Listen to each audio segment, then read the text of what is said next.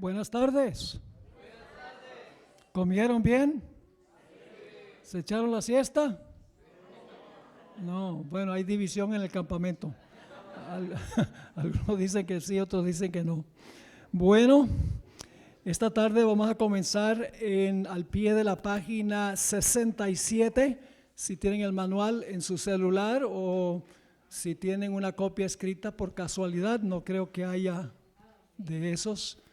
Pero si ustedes quieren, ustedes pueden copiar este material y pueden presentar el seminario en sus iglesias. Presenten los seminarios, copien el manual y hagan un seminario en su iglesia con todos los miembros. Así se puede extender el mensaje, no hay ningún problema. Nuestro ministerio, nada más para mencionar algo, nuestro ministerio que es Secretos Revelados, esa es la parte de producción, o sea, producimos para televisión y para redes, pero tenemos otro ramo que es Zoom TV, y ese es la transmisión de los programas que producimos por las redes sociales y también por algunas áreas donde tenemos televisión como Costa Rica, el Valle Central de California, Gran Bretaña, Perú. Estamos transmitiendo por televisión, así que tenemos producción y tenemos también transmisión del material en redes y en la televisión. Comenzamos hace más o menos unos 21 años con este ministerio. Primero éramos un ministerio de producción y mandábamos los programas a 3ABN, a otros programas que transmiten, pero con el transcurso de tiempo añadimos la transmisión de los programas. Y al principio, pues como no éramos conocidos, la única forma como no podíamos sostenernos económicamente, porque había que pagarle a los que hacían postproducción a los programas que grabábamos y también para gente contestar los teléfonos, etcétera. La única forma que podíamos sostenernos era vendiendo el material que producíamos. Y así fue hasta hace como unos 8 o 9 años que ya éramos más conocidos, la gente donaba dinero para que pudiéramos continuar funcionando.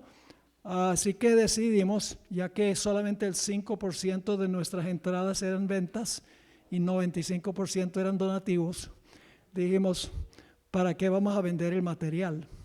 Lo vendemos a los que quieren una copia así como esta, nosotros se las vendemos. Pero decidimos hace unos 8 o 9 años que el propósito del ministerio es extender el mensaje. Y solamente unos pocos pueden comprar el material. Así que, ¿para qué tener un ministerio y producir material donde solo unas pocas personas pueden acceder al material? Así que tomamos una decisión en la Junta de poner todo lo que tenemos en la aplicación para que puedan usarlo gratis. La aplicación es gratis y todos los materiales los pueden bajar, los pueden copiar, los pueden distribuir. No tenemos derechos de autor, porque últimamente lo que hacemos son del autor, del de arriba. Así que sigan orando por nosotros. Nos sostenemos por la gracia y la misericordia de Dios a través de aquellos que creen en lo que estamos haciendo, y el Señor nos ha sostenido hasta ahora, gracias a Dios. Tenemos 22 empleados de tiempo completo que trabajan con nosotros, muchos son colombianos. Nuestro director técnico es Hernando Cruz, es un colombiano de Bogotá, creo. Tenemos al pastor Luis Fernando Manrique, que trabaja tiempo completo con nosotros ahora, también colombiano. Tenemos también a David Castellanos, de Piedecuesta. Tenemos a su esposa, Joana Castellanos, estaba hablando con el hermano hoy ya subiendo para el comedor, él los conoce muy bien. Tenemos también un obrero de Ecuador, tenemos una puertorriqueña, tenemos una dominicana, tenemos, bueno, mejor dicho, las Naciones Unidas, tenemos trabajando con nosotros. Somos en realidad un ministerio que se distingue de todos los otros ministerios de apoyo porque nuestro ministerio no solamente produce materiales en inglés, sino también en español. Tenemos Zoom TV Latino y tenemos Zoom TV en inglés. Y claro, la pasión fue mía, porque como yo hablo español, dije, bueno, ¿cómo vamos a hacer programación solamente en inglés? Se benefician los gringos que hablan el idioma del cielo.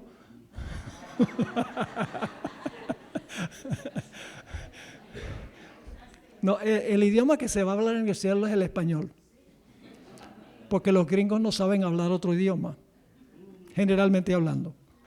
Así que ese es un resumen de lo que nosotros hacemos.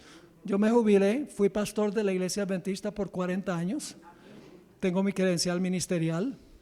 En realidad creo y predico todas las doctrinas fundamentales de la Iglesia Adventista. Dirijo este ministerio de sostén propio, es un ministerio de apoyo, es muy diferente un ministerio independiente que un ministerio de apoyo. Un ministerio independiente es ese ministerio que está en son de guerra con la denominación. Nosotros no. Nosotros respetamos a los dirigentes, nosotros creemos que debemos proclamar el mensaje de la Iglesia Adventista y nosotros no solicitamos diezmos de parte de la gente. Los ministerios independientes solicitan diezmos para funcionar. Nosotros no. Nosotros siempre hemos animado a la gente que le devuelva los diezmos a su iglesia local, como debe ser por los canales regulares. Así que si ustedes oyen algún rumor al contrario, créanle a la persona que se los está diciendo aquí, hoy, delante de ustedes y delante de Dios, que nosotros no solicitamos diezmos para el funcionamiento de nuestro ministerio. Ahora sí vamos a orar y vamos a entrar a nuestro estudio. Padre Celestial, gracias te damos por el buen almuerzo que disfrutamos. Qué deliciosa comida.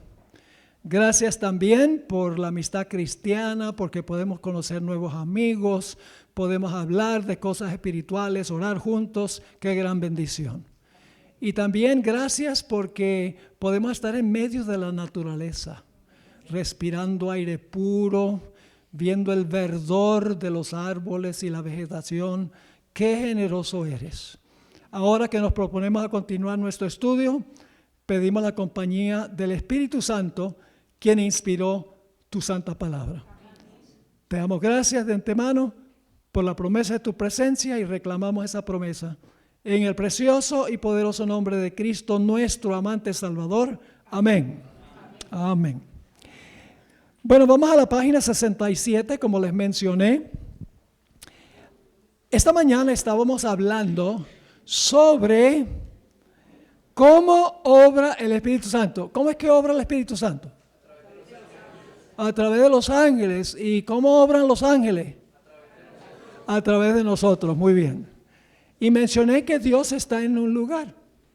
Dios no está en persona en todas partes. Yo sé que algunos dicen, bueno, eso es herejía porque Dios es omnipresente, pero tenemos que entender en qué sentido es Dios omnipresente. Él es omnipresente porque Él no se le escapa nada. Su mente es infinita. Él sabe todo lo que está pasando en todos los sitios sin necesariamente tener que estar presente personalmente. ¿Me están entendiendo? Así que no digan que el pastor Bord dice que Dios no es omnipresente. No, Dios es omnipresente porque es omnisciente. Porque lo sabe todo, está presente en todas partes, pero no en persona. Aquí está una cita que deja muy en claro eso. La que se encuentra en la mitad de la página. Ministerio de Curación, página 325, dice: la Biblia nos muestra a Dios en todas partes. No dice en todas partes. Quiero saber si están despiertos o no. Así que objeten. La Biblia nos muestra a Dios en su alto y santo puesto, no en estado de inacción, no en el silencio y la soledad, sino rodeado de millares y millones de seres santos, siempre a la espera de sus órdenes. Por medio de estos, ahora escuchen esto, es clave, por medio de estos mensajeros permanece Dios en comunicación activa con todas las partes de su dominio. ¿Cómo es que Dios está presente en todas partes? Por medio de los ángeles. Ellos hacen acto de presencia personal. Pero Dios sabe exactamente, porque desde la eternidad Él sabe todo, Él sabe exactamente quién va a orar para esto y aquello, y Dios ya tiene contemplado desde la eternidad lo que va a hacer. Alguno decía, ¿cómo puede Dios responder todas las oraciones que está elevando la gente todo al mismo tiempo? Porque Dios ya sabía las oraciones que ustedes iban a dar desde la eternidad. ¿O es que Dios no sabía lo que nosotros íbamos a orar? ¿Ustedes creen que Dios conoce todo lo que ha pasado, lo que está pasando y lo que pasará? Claro, Dios lo conoce todo. Él no tuvo que esperar que yo orara para que Dios nos ayudara en el ministerio, porque Él ya vio eso, Él ya vio que yo iba a orar desde la eternidad. ¿Están entendiendo el concepto? Sigue diciendo, por medio de su espíritu, está presente en todas partes, pero ya dijo que comunicación activa a través de los ángeles. Sigue diciendo, por medio de su espíritu está presente en todas partes, mediante el espíritu y sus ¿qué? Y sus ángeles. Atiende y cuida a los hijos de los hombres. Por encima de las confusiones de la tierra, Dios está en su trono. Todas las cosas están, ¿dónde está? En su trono. Todas las cosas están abiertas a su divina mirada. Ahí dice que es omnisciente, ¿sí o no? Todas las cosas están abiertas a su divina mirada y desde su grande y serena eternidad ordena lo que su providencia considera mejor. Qué gran concepto este que encontramos en las Escrituras. Ahora, lo que yo les mencioné esto esta mañana, lo que me despertó el interés de estudiar esto más detenidamente, llevo como 30 años estudiando este concepto, fue una cita de la hermana White en Historia de la Redención. Quiero leer primero lo que dice la Biblia en Génesis 4, 6 y 7. Eso está en la misma página 67. Dice, entonces Jehová dijo a Caín. ¿Quién dijo a Caín? Jehová dijo a Caín, ¿por qué te has ensañado y por qué ha decaído tu semblante? Si hicieres bien, ¿no serás enaltecido? Y si no hicieres bien, el pecado está a la puerta. Con todo esto, a ti será tu deseo y tú te enseñorearás de él. Es decir, si tú eres obediente, está diciendo Dios, el deseo de Abel será para contigo y él se va a someter a ti porque tú eres el mayor. Eso es lo que quiere decir la última parte. Así lo interpreta el Espíritu de Profecía. Cuando dice, con todo esto, a ti será su deseo, es decir, el amor de Abel para con Caín, y tú te enseñorearás de él por ser el mayor, dice la sierva del Señor. Abel se iba a someter voluntariamente a su hermano. Ahora, ¿quién dijo esas palabras? Jehová dijo esas palabras, pero noten lo que escribió la hermana White, la historia de la redención, página 55. Dios condescendió enviando un ángel para que conversara con Caín. El ángel le preguntó por qué estaba enojado. Y, nuevamente está sobreentendido el ángel, y el ángel le informó que si obraba bien y seguía las indicaciones de Dios que Dios había dado, el Señor lo aceptaría y respetaría su ofrenda. Y la Biblia dice, Jehová Dios dijo eso. Aquí dice, el ángel que se encontró con Caín fue el que habló estas palabras específicamente. Ahora, aquí hay un ejemplo interesantísimo. ¿Recuerdan la experiencia del centurión que tenía un criado que estaba enfermo? Vamos a leer el relato. El centurión era romano y entendía mejor que los judíos cómo funcionaba esto.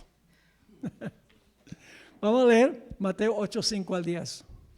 Entrando Jesús en Capernaum, vino a él un centurión, rogándole, estamos en la página 68, y diciendo, Señor, mi criado está postrado en casa, paralítico, gravemente atormentado.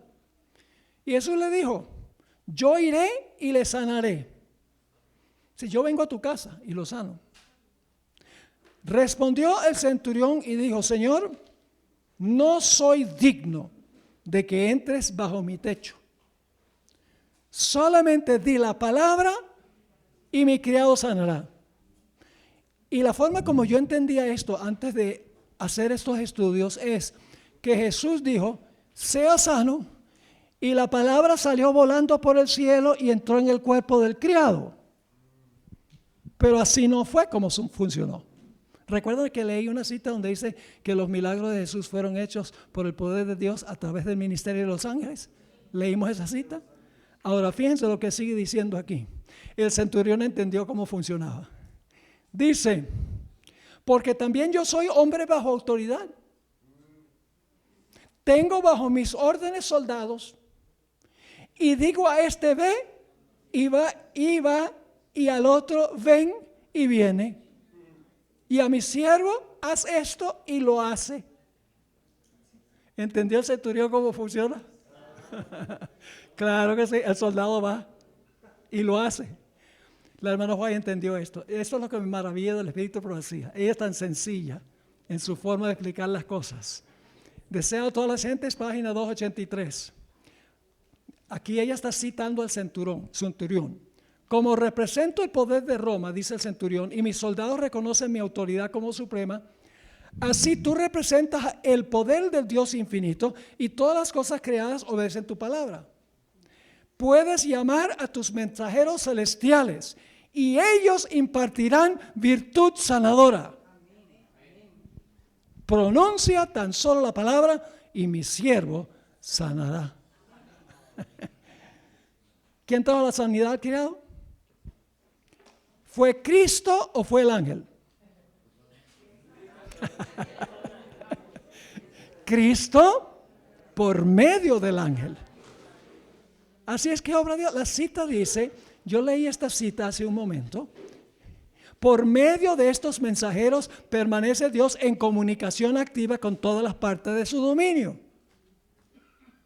Dios tiene una cadena de mando. Ahora, ¿podría Dios hacer todo él mismo? Yo creo que sí, porque Dios es omnipotente. Pero Dios, escuchen, Dios delega responsabilidad.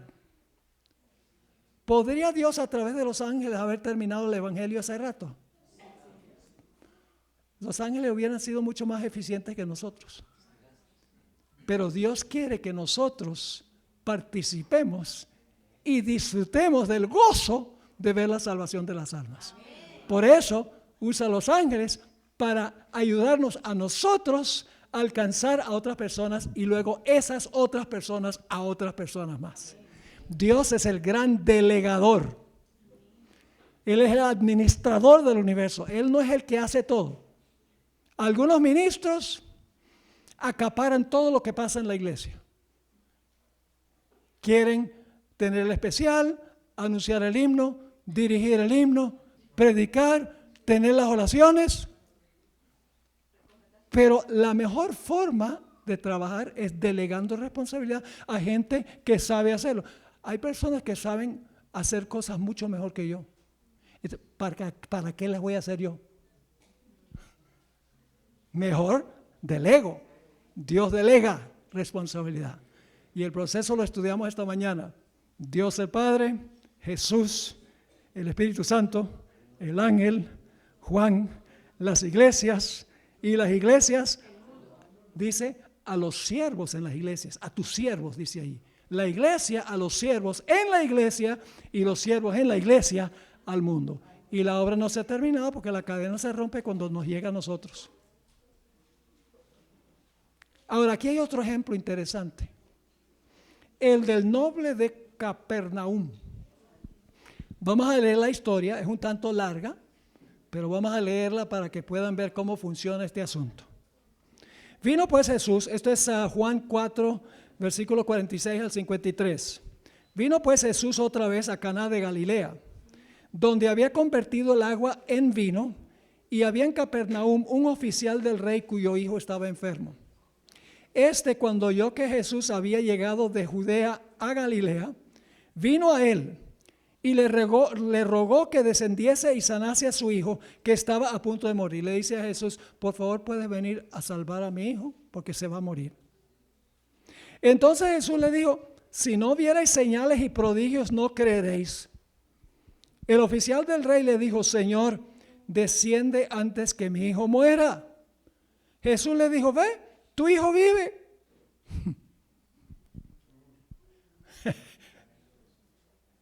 Y el hombre, dice, el hombre creyó la palabra de Jesús y se fue.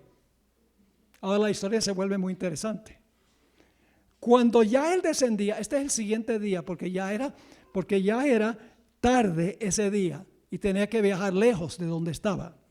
Dice, cuando él descendía, sus siervos salieron a recibirle y le dieron nuevas diciendo, él no se fue inmediatamente, dice, yo quiero ver si se sanó el hijo o no.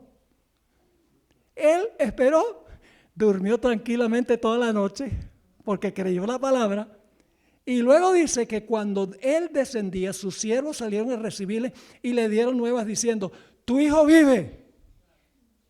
Entonces él les preguntó, ¿a qué hora había comenzado a estar mejor?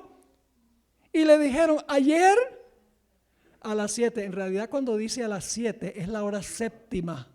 La hora séptima es la 1 de la tarde, ¿ok? Esta traducción a las 7, no es 7 de la noche.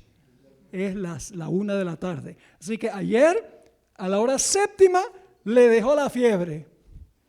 El padre entonces entendió que aquella era la hora en que Jesús había dicho, tu hijo vive, y creyó él con toda su casa. Qué tremenda historia. Ahora, quiero leer el comentario que da Ellen G. White.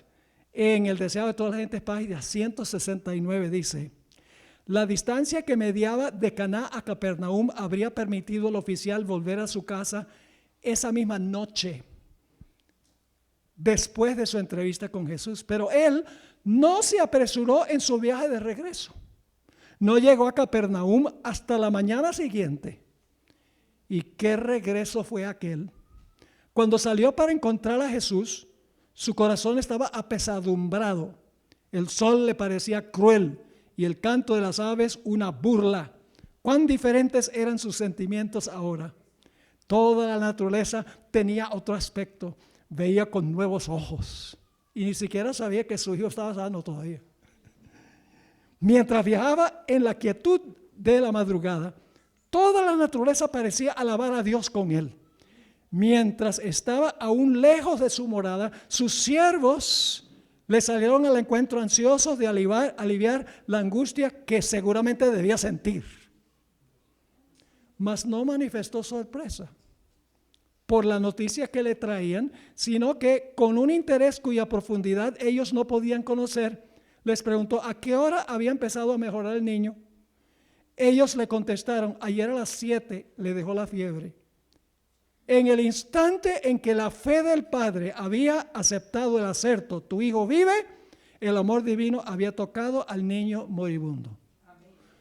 Qué forma linda de relatar esa experiencia. Ahora, la hermana White tiene 2 comentarios muy interesantes sobre cómo sucedió. En vez de ir a Capernaum, esto se encuentra en Espíritu y Profecía, tomo 2, página 155. En vez de ir a Capernaum, Jesús, por un rayo de telegrafía divina. ¿Cómo funciona un telégrafo? Este manda el mensaje y el otro lo entrega. Así que dice, envía el mensaje de sanidad como un rayo a la cama del hijo sufriente. Jesús mandó el mensaje y el ángel trajo sanidad. En la revista Youth Instructor, diciembre 4, 1902, ella escribió, y el poder de las palabras del Redentor fulgura como un ¿qué? ¿Dónde habla la Biblia de los ángeles que se mueven como relámpagos? En Ezequiel capítulo 1. Ya lo vimos cuando leímos los versículos 12 al 14. Se mueven como rayos. Así que dice aquí, el poder de las palabras del Redentor fulgura como un relámpago de Caná a Capernaum y el hijo es sanado. Podemos entonces saber que la hermana White tenía razón cuando dijo que los milagros de Jesús en favor de los dolientes fueron por el poder de Dios a través del ministerio de los ángeles. Y es por medio de los ángeles, sigue diciendo ella, que nos llega toda bendición de Dios. No hay una bendición de Dios que no haya venido por el Espíritu a través de los ángeles. No solo es el don de lenguas. Toda bendición viene a través del Espíritu a el ser humano. Quiero leer esta última cita y luego les voy a leer un artículo o una carta al editor de la revista Adventista. Esto fue en 1889, donde él ya tenía este concepto que yo estudié. Fue interesante conseguir a alguien en una revista adventista que describe cuál es el proceso. Pero déjenme leerles primero esta última cita. El noble quería ver el cumplimiento de su oración antes de creer, pero tuve que aceptar el acerto de Jesús de que su petición había sido oída y el beneficio otorgado. También nosotros tenemos que aprender esta lección. Ahora viene la aplicación para nosotros. Nuestra fe en Cristo no debe estribar en que vemos o sintamos que Él nos oye. Por ejemplo, cuando yo he cometido un pecado y me he arrepentido del pecado, he confesado el pecado y le pido a Jesús perdón. A veces algunas personas no se sienten perdonadas porque para ellos fue un pecado muy grave. No se sienten perdonadas. No, yo no siento que Dios me ha perdonado. Yo tuve una dama en mi iglesia una vez, le dije, bueno, ¿tú te arrepentiste de ese pecado? Sí. ¿Confesaste el pecado? Sí. ¿Confiaste en Jesús que te puede perdonar el pecado? Dice, sí. Le dije, entonces, considérate perdonada. Porque la Biblia dice, si confesamos nuestros pecados, Él es fiel y justo para perdonar nuestros pecados y limpiarnos de toda maldad. No creas que estás perdonada porque lo sientes, sino porque Él lo dice. Las emociones a veces se descontrolan y nos guiamos por emociones. No nos guiemos por emociones. Si nosotros confesamos el pecado, nos arrepentimos del pecado y confiamos en Jesús, podemos estar seguros del perdón, aunque no lo sintamos. Y tenemos el ejemplo de Jacob. Jacob estuvo 20 años donde Labán, cuando huyó de su casa. 20 años. Y por esos 20 años no se sentía perdonado. ¿Lo había perdonado Dios? Claro. Cuando salió, llegó allá, se acostó en una piedra, Dios le mostró la escalera, Cristo estaba diciendo, todavía la comunicación entre el cielo y tu persona está abierta.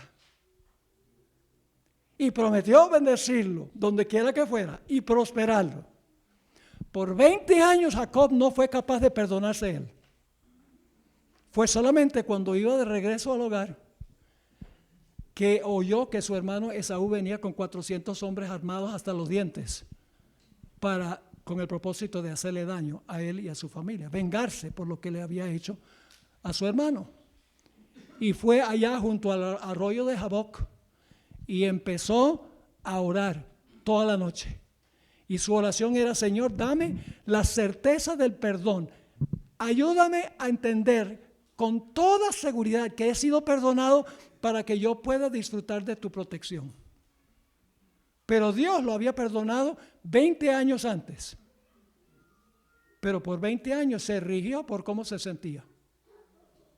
Durante el tiempo de angustia, para aquellos que estén vivos en el tiempo de angustia, Satanás, pueden leer el capítulo sobre el tiempo de angustia en el conflicto de los siglos, Satanás va a tratar de convencer a los fieles que están pasando por este periodo. No, tus pecados son demasiado grandes para Dios haberlos perdonado. Tus pecados no fueron purificados del santuario. Acuérdate de que hiciste esto, hiciste lo otro, hiciste lo otro.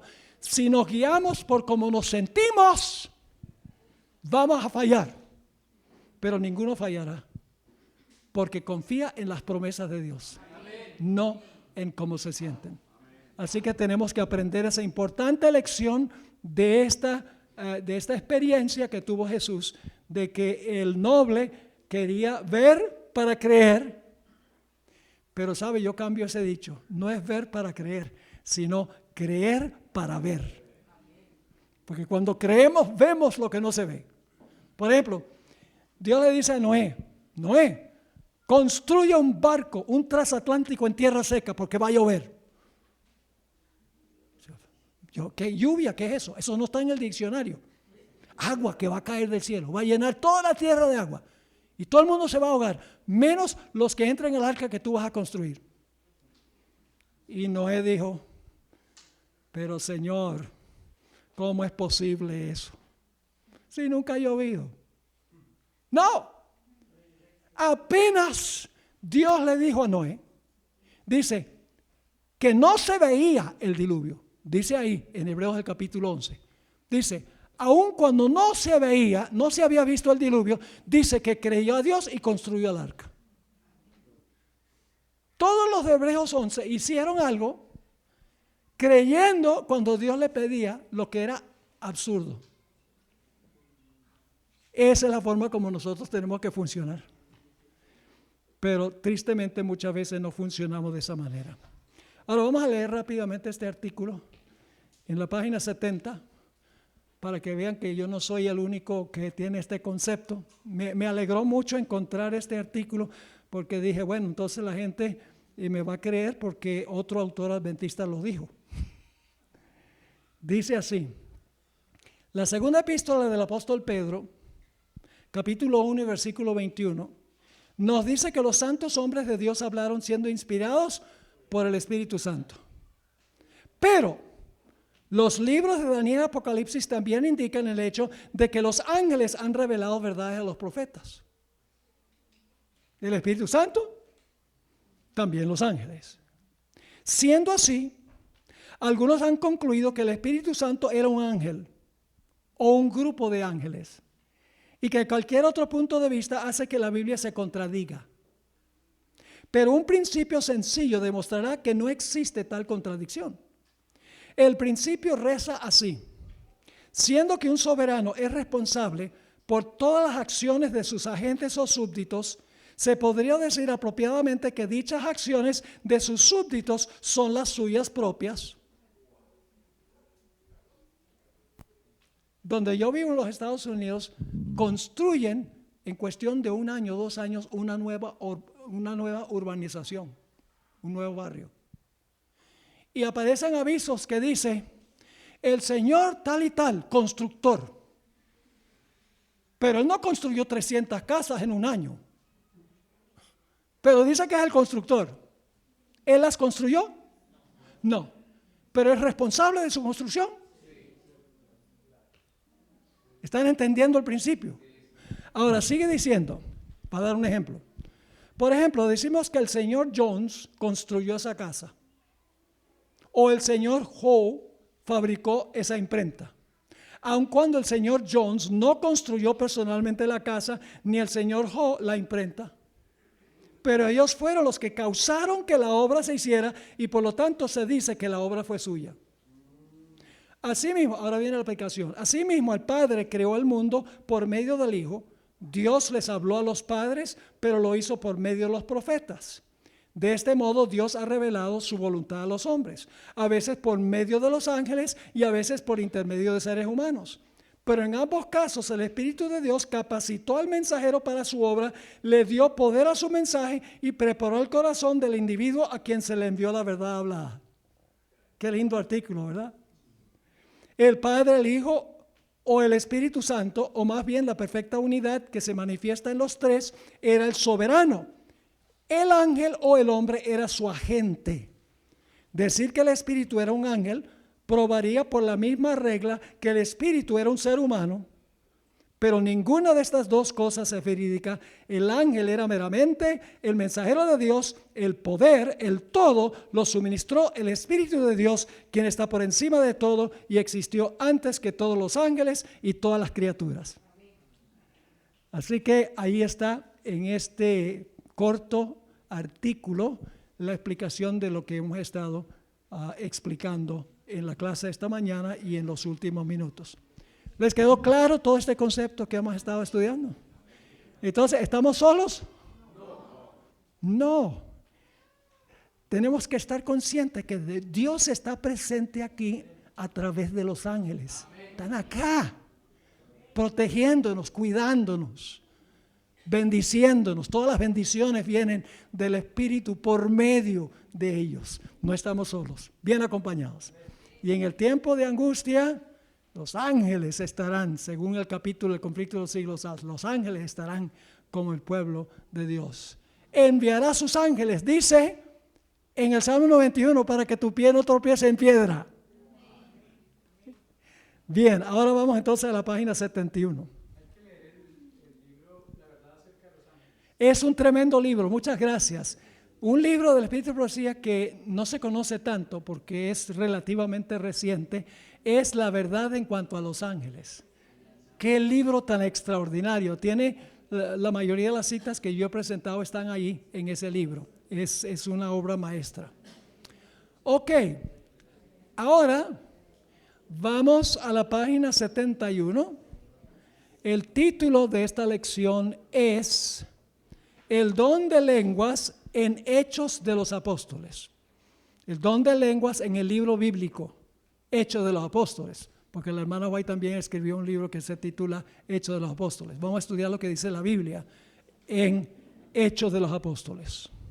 Vamos a comenzar con Mateo 3 y el versículo 11. Mateo 3 y el versículo 11. Está hablando del bautismo de Juan. Recuerden este versículo porque va a recurrir más adelante en el libro de Hechos. Dice Juan el Bautista: yo a la verdad os bautizo en agua para arrepentimiento, pero el que viene tras mí, cuyo calzado yo no soy digno de llevar, es más poderoso que yo. Él os bautizará. Ahora noten tres conceptos claves. Él os bautizará, la primera palabra clave, bautizará. Segundo concepto, en Espíritu Santo. Tercer concepto, fuego y fuego. Así que Juan dice, los va a bautizar por el Espíritu Santo y en fuego. ¿Se está refiriendo aquí Juan el Bautista al día del Pentecostés?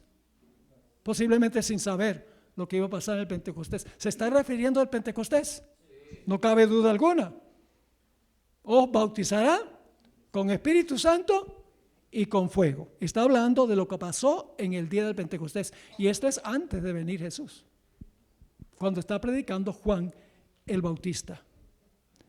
Así que está anunciando el día del Pentecostés. Ahora vamos a seguir la trayectoria de este anuncio de lo que iba a pasar en el día del Pentecostés.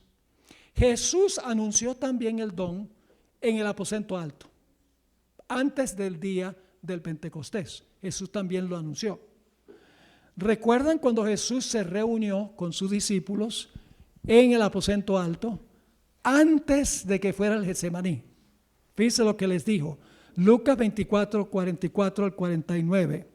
Perdón, esto es después de la resurrección de Jesús. Dice, y les dijo, así está escrito, y así fue necesario que el Cristo padeciese y resucitase de los muertos al tercer día, y que se predicase en su nombre el arrepentimiento y el perdón de los pecados en todas las naciones, comenzando desde Jerusalén. Y vosotros sois testigos de estas cosas. He aquí yo enviaré la promesa de mi Padre. ¿Está hablando del día de Pentecostés aquí? ¿La promesa del Padre va a enviar? Sí, claro. Dice, he aquí yo enviaré la promesa de mi Padre sobre vosotros. Pero quedaos vosotros en la ciudad de Jerusalén hasta que seáis investidos de poder desde lo alto. Así que fue proclamado por Juan el Bautista antes de llegar a Jesús. Fue proclamado por Jesús después de su resurrección. Y luego el Señor Jesucristo nuevamente lo repite inmediatamente antes de ascender al cielo, según el registro de Marcos 16, 15 al 18. Vamos a leer esos versículos. Esto es 40 días después de su resurrección. Así que sí, Juan el Bautista, Espíritu Santo y fuego. Luego Jesús dice, esperen en Jerusalén hasta que reciben el bautismo del Espíritu Santo, reciban el poder. 40 días después de su resurrección, nuevamente Jesús habla del don del Espíritu Santo, pero le agrega un detalle muy interesante. Marcos 16, 15 dice, y les dijo, id por todo el mundo y predicad el evangelio a toda criatura. El que creyere y fuere bautizado, ¿será qué? Salvo, mas el que no creyere será condenado. Y estas señales seguirán a los que creen. En mi nombre echarán demonios, y luego ¿qué dice? Y hablarán nuevas lenguas. Paremos allí. Dijo Jesús, justo antes de su ascensión al cielo, que se iba a impartir el don de lenguas. Lo dice aquí, en el Evangelio según San Marcos. Ahora vamos a Hechos 1, 4 y 5. Esto es también inmediatamente antes de la ascensión de Jesús. Dice en Hechos 1, 4 y 5, y estando juntos, les mandó que no se fueran de Jerusalén, sino que esperasen la promesa del Padre, la cual les dijo, oísteis de mí. Ahora, ¿a quién se va a referir aquí Jesús? A Juan el Bautista. ¿Es lo mismo que había predicado Juan? ¿Juan había predicado en cuanto al Pentecostés, el derramamiento del Espíritu Santo? Sí. ¿Y Jesús habló de que junto con eso iba a hablarse en lenguas? También.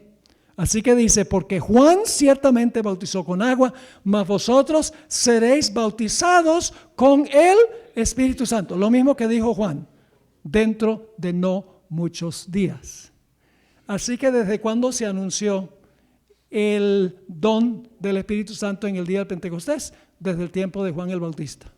Este es un detalle muy interesante y muy importante para lo que vamos a estudiar en los próximos minutos. Ahora estamos en la página 73, el subtítulo Poder para testificar. El propósito del bautismo del Espíritu Santo tenía como fin darle a los apóstoles el poder para predicar. Esto ya lo hemos visto. Es decir, el poder tenía un propósito evangelístico, un propósito de ganar almas, el poder para predicar y para ganar almas. Comenzaría en Jerusalén, luego en Judea, luego en Samaria y hasta los lugares más recónditos del planeta Tierra. En el aposento alto habían 120 reunidos en Jerusalén. Y recibieron el poder del Espíritu Santo para que pudieran proclamar el Evangelio. Es decir, habían bebido el agua de la roca y ahora tenían que convertirse en raudales del agua que habían recibido de la roca, como hemos estudiado. Es decir, el propósito del don de lenguas, el propósito de recibir el Espíritu Santo era predicar el Evangelio, era ganar almas. Noten Hechos 1:8. Pero, Jesús está hablando aquí, recibiréis poder, que tiene que ver con el Espíritu Santo. Recibiréis poder cuando haya venido sobre vosotros el Espíritu Santo. ¿Para qué el poder? El versículo lo dice. Recibiréis poder y me seréis ¿qué? ¿Cuál es el propósito del poder del Espíritu Santo? Testificar. Me seréis testigos en Jerusalén, en toda Judea, en Samaria y hasta lo último de la tierra. ¿Y saben que Jesús había hablado del Pentecostés también durante su ministerio? Fíjense, Juan lo anunció, ¿correcto? Vamos a encontrar que Jesús durante su ministerio lo anunció. El día que resucitó, lo anunció. Justo antes de ascender al cielo, lo repitió. Y usted dice, ¿dónde dice la Biblia que Jesús hablaba del Pentecostés durante su ministerio? Lo leímos en una lección anterior, Juan 7, 37 al 39. ¿Recuerdan la experiencia? Era la fiesta de tabernáculos. Y el Señor Jesucristo dice algo muy interesante allí. Versículo 37 dice, en el último y gran día de la fiesta, Jesús se puso en pie y alzó la voz diciendo, si alguno tiene sed, venga a mí y beba. Cuando bebemos el agua entra a nuestros vientres, ¿correcto? Entra a nuestro vientre. Ahora dice, el que cree en mí, el que me recibe como Señor y Salvador, como dice la Escritura, de su interior correrán ríos de agua viva. ¿Del interior de quiénes? De los que bebieron. El agua entró, según esto, pero luego de su interior, donde el agua entró, ahora el agua va a salir. ¿Cuál es el propósito de la recepción del Espíritu Santo? Darlo a otros. Ser tributarias de el Espíritu Santo. Sigue diciendo, el que cree en mí, como dice la Escritura, de su interior correrán ríos de agua viva. ¿Y de qué estaba hablando Jesús? Esto dijo el Espíritu, del Espíritu, que habían de recibir los que creyesen en Él, porque aún no había venido el Espíritu Santo, porque Jesús todavía no había sido glorificado. ¿Cuándo fue glorificado Jesús? Cuando ascendió al cielo. Ya vimos eso. Así que, ¿qué está diciendo Jesús? Ustedes van a recibir poder. Van a beber el agua porque ustedes creen en mí. Y luego, ustedes que han recibido la bendición, la van a impartir. Dad y se os dará. Ahora, había una secuencia de cómo iba a proclamarse el Evangelio. En Hechos 1:8 tenemos la estructura de todo el libro de Hechos. Un versículo nos dice cuál es el contenido de todo el libro Hechos de los Apóstoles. Fíjense lo que dice Hechos 1:8.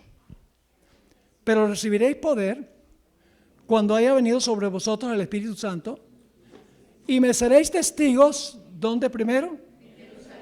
En Jerusalén. ¿En toda qué?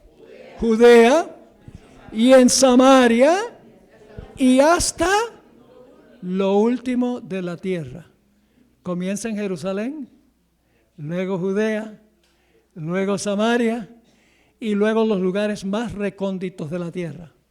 ¿Sabe que el libro Hechos de los Apóstoles está estructurado conforme a este versículo? Ahora vamos a repasar el contenido de Hechos, del libro de Hechos, para que ustedes vean esto. En Hechos 1-7, el Señor Jesucristo mandó a predicar en Jerusalén. Todos los eventos del capítulo 1 al capítulo 7 de Hechos están ocurriendo en Jerusalén. Luego se levanta la persecución en Jerusalén. Y eso hace que los que habitan en Jerusalén huyan a Judea, el lugar mayor. Eso está, no vamos a leer todos los versículos, Hechos 8 y el versículo 1-3. Fíjense, Jerusalén, Judea, y luego en Hechos 8, 4-40, el Evangelio llega a Samaria. El orden del libro de Hechos es conforme a ese versículo. Así que ahora el Evangelio se extiende a Samaria. Luego fíjense qué interesante esto. En Hechos 9, el siguiente capítulo, el Evangelio se va a proclamar hasta los lugares más lejanos de la tierra. Pero se necesitaba alguien que dirigiera esa tarea de predicar a los lugares más recónditos, a los gentiles. Y en el capítulo 9 de Hechos tenemos la historia de la conversión de Saulo, el campeón que va a llevar el Evangelio a los lugares más lejanos de la tierra, a los gentiles. Qué interesante. Ahora va el Evangelio a ir al lugar más lejano. ¿Y sabe qué es interesante? El apóstol Pablo dice en 1 Corintios 14, 18, el apóstol Pablo dice, yo hablo más lenguas que todos. ¿Qué está diciendo Pablo? Yo hablo más disparates que todos. No, ¿Por qué era necesario que Pablo recibiera el don de múltiples lenguas? Porque él iba a ir a todo el imperio romano, a donde se hablaban muchos idiomas. El propósito era comunicar el evangelio de una forma inteligible, que la gente pudiera entender, porque hablando disparates no se hace ningún evangelismo. Nadie sabe en cuanto a Cristo, su vida, su muerte, su resurrección, su intercesión, hablando disparates. El propósito es evangelístico. Así que en Hechos, el capítulo 9, tiene uno a la conversión de Saulo de Tarso. Y luego escuchen esto, en el capítulo 10 y 11, el evangelio se extiende a Cesarea. Se extiende, ya ha ido a Jerusalén, a Judea, a Samaria, ahora se va a mover hacia los lugares más recónditos de la tierra, se extiende a Cesarea. Y ahora viene algo interesante, en el capítulo 13, el siguiente capítulo 13, se les impone las manos a Pablo y a Bernabé para que vayan a los lugares más recónditos de la tierra. Es la ordenación de Pablo y de Bernabé. Y entonces, en Hechos 14 al 28, estamos yendo capítulo por capítulo, Hechos 14 al 28, Pablo, Bernabé, Silas y otros viajaron a los lugares más remotos para predicar el evangelio. Entre las ciudades que estos misioneros fueron, están en Europa y en Asia: Éfeso, Corinto, Filipos, Antioquía, Atenas, Asos, Colosas, Perga, Mileto, Malta, Tesalónica, etc. Los lugares más allá de Jerusalén, Judea, Samaria, y luego va a Cesarea, Cesarea está más o menos cerca del área de Jerusalén, Judea y Samaria, y luego entonces viene el campeón que va a ir a los gentiles, es convertido, luego él es ordenado con Bernabé y luego van a los lugares más recónditos de la tierra. Es decir, el libro de Hechos está estructurado a base de Hechos 1:8. Ahí está todo encapsulado el libro de Hechos de los Apóstoles. Ahora, estamos en la página 75. ¿Qué mensaje debían predicar estos mensajeros? ¿Cuál era la verdad presente que debían proclamar? ¿Por qué no podía Jesús darle a sus discípulos el Espíritu Santo antes de morir y resucitar? Bueno, la respuesta es obvia. Tenía Jesús primero que morir, vivir y morir y resucitar, y su Padre tenía que aceptar su sacrificio primero. No podía darse el Espíritu Santo sin que hubiese vivido, hubiese muerto, hubiera resucitado y hubiera sido instalado como sumo sacerdote en el santuario celestial. Ahora vamos a mirar la secuencia de eventos en Hechos el capítulo 2. Y no vamos a leer los versículos, solamente les quiero dar el panorama del asunto. Los eventos de Hechos el capítulo 2. Y vamos a empezar con un versículo que encontramos en el capítulo 1, Hechos 1 y el versículo 15. Había 120 reunidos en el aposento alto por 10 días antes del Pentecostés. Dice claramente en Hechos 1:15 que habían reunidos 120. Y se reunieron para estudiar, para orar, para elegir al sucesor de Judas, que estudiamos, y para esperar el poder del Espíritu Santo. Ahora vamos a Hechos 2. Empezó con 120. Ahora vamos a Hechos 2. Jesús en Hechos 2, 1 al 4, derrama el Espíritu Santo sobre los presentes. Esos versículos leímos esta mañana. Hay varios conceptos claves en estos versículos. El Espíritu Santo, poder, fuego, don de lenguas. Son los puntos sobresalientes en los versículos 1 hasta el versículo 4. Y había allí presentes peregrinos que venían de la diáspora, de dispersión judía. Se habían dispersado por todo el imperio romano. Ellos vinieron a Jerusalén para celebrar la fiesta del Pentecostés. Había 3 fiestas a donde todos los varones mayores de 12 años tenían que venir a Jerusalén para celebrar la fiesta. El Pentecostés era una de esas fiestas, donde todo varón de 12 años para arriba tenía que venir a Jerusalén para celebrar la fiesta de Pentecostés. Lo cual significa que Jerusalén estaba llena de todos los peregrinos que venían de todo el imperio romano. Fíjense cómo Dios es sabio en lo que hace. Y los de la diáspora eran judíos. Pero, como se habían dispersado, habían perdido el uso de su idioma natal. Habían perdido el uso probablemente del idioma arameo. Hablaban los idiomas de donde fueron dispersos.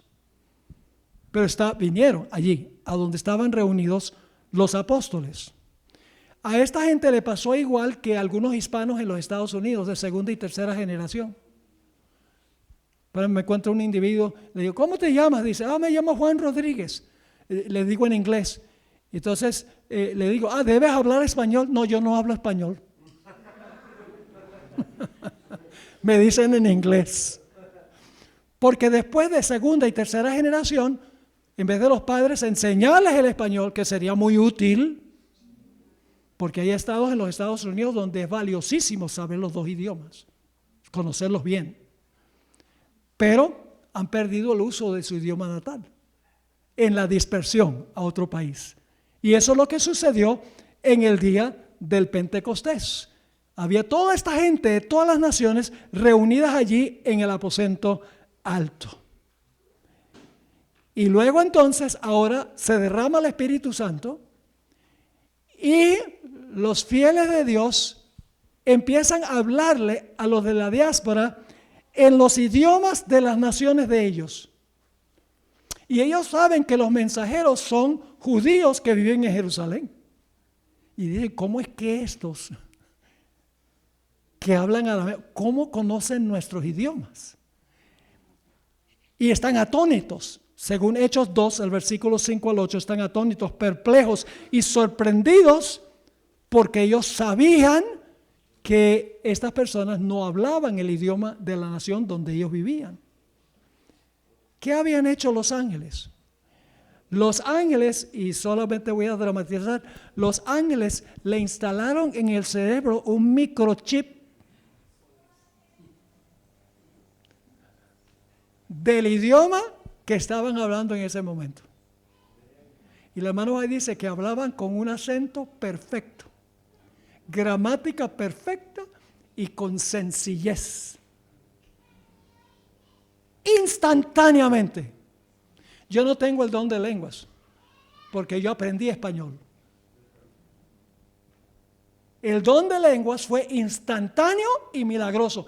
Se instaló en el cerebro de los que hablaban de los que recibieron el don y hablaban esas lenguas, se les instaló en el cerebro todo el conocimiento de un idioma para proclamar el Evangelio de Cristo. ¿Qué hubiera sucedido si no se hubiera impartido el don de lenguas ahí en el aposento alto?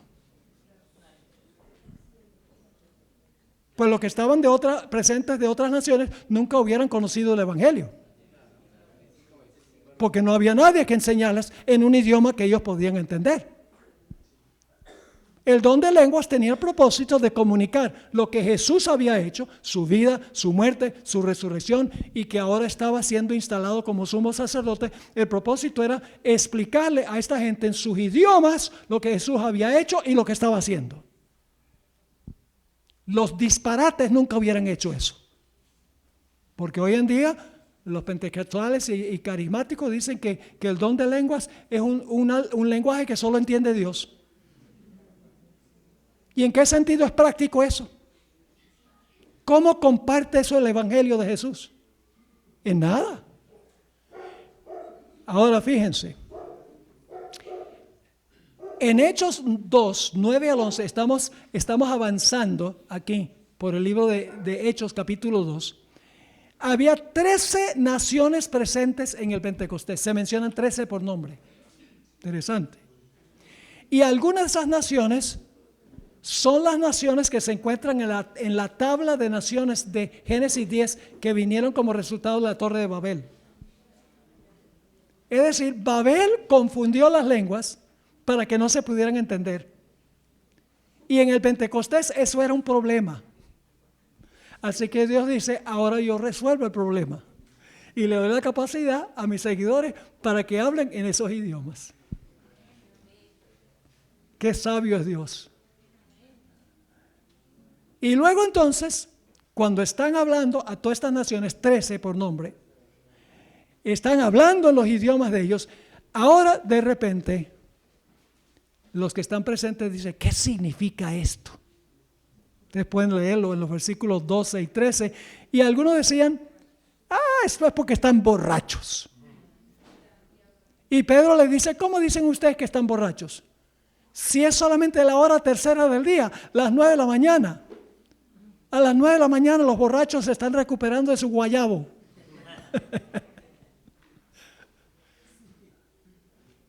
No era borrachera, era el don de lenguas impartido por el Espíritu Santo. Pedro dice, estos no están borrachos, porque son apenas las 9 de la mañana. Eso lo dicen los versículos 14 y 15.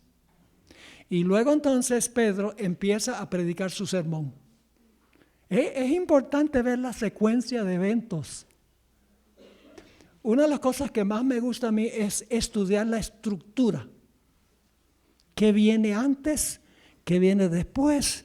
¿Qué viene en medio? ¿Cuál es la secuencia? El orden de eventos. Porque nos ayuda a ver el panorama grande.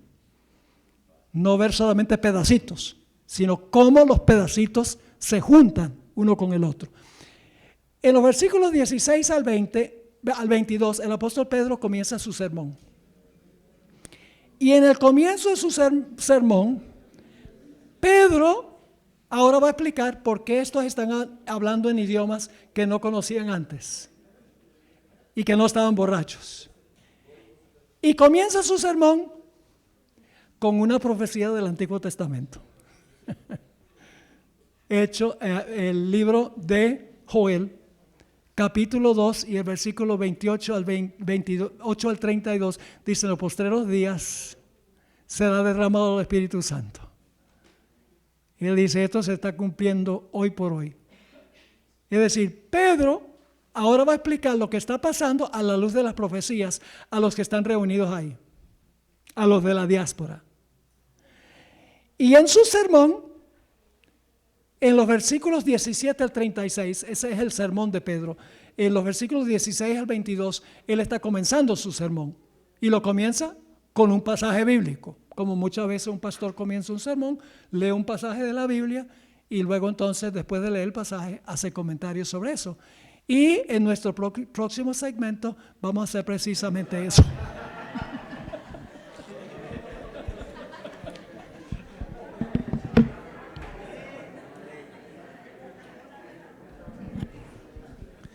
Vamos, antes de tomar el receso, vamos a unirnos en parejas. Lo podemos hacer aquí o fuera de aquí de la iglesia. Y vamos a orar especialmente por lo que falta de la temática del Espíritu Santo y a orar por el Espíritu Santo explícitamente. Así es de que ojalá que sea alguien con quien no hayas tenido contacto.